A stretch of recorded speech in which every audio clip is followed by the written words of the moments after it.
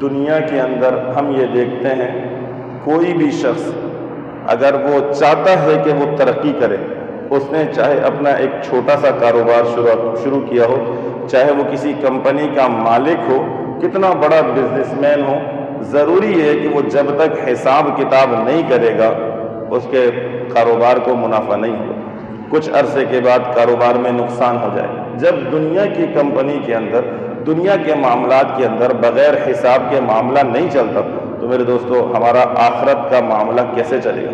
اپنا حساب لیجئے، روزانہ کی بنیاد پر اپنا محاسبہ۔ آج جب گھر تشریف لے جائیں، تھوڑی دیر کے لیے ٹھنڈے دل سے اپنے سینے پر ہاتھ رکھ کے سوچئے، جو عبادتیں میری رمضان المبارک کے اندر تھیں کیا وہ باقی ہیں؟ رمضان میں جو میری تلاوت ہو رہی تھی کیا وہ باقی ہے؟ رمضان المبارک کے اندر جو نوافل کا اہتمام تھا کیا وہ باقی ہے؟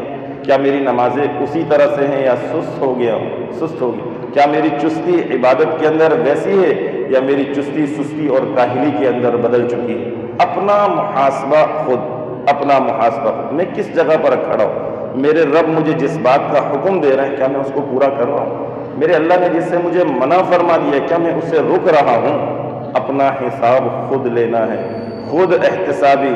جس نے خود احتسابی کو لے لیا اسے سمجھیے اچھی طرح سے، محاسبہ یہ وہ کنجی ہے جس نے محاسبہ شروع کر دیا، یاد رکھ لیجئے اس نے ترقی کے زینے کے اوپر اپنا پہلا قدم رکھ دیا، اس نے ترقی کے مراحل طے کرنا شروع کر دیے ہیں، اس نے حساب و کتاب کا معاملہ شروع کر دیا۔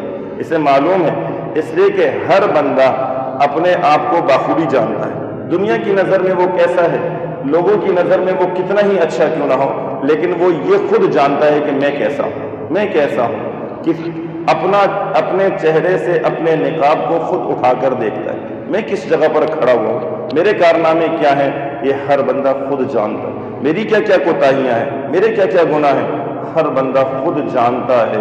لہٰذا اپنا محاسبہ از خود کیجئے، اپنا تعارف اپنے آپ کو کرا کر دیکھیے نا کہ میں کہاں پر کھڑا ہوں، اپنی زندگی کے اندر تبدیلی دیکھیں، یہ خود احتسابی زندگی کے اندر تبدیلی لے کر کے آئے گی، آپ کو کامیابی اور ترقیوں کی راہوں پر لے کر کے جائے گی۔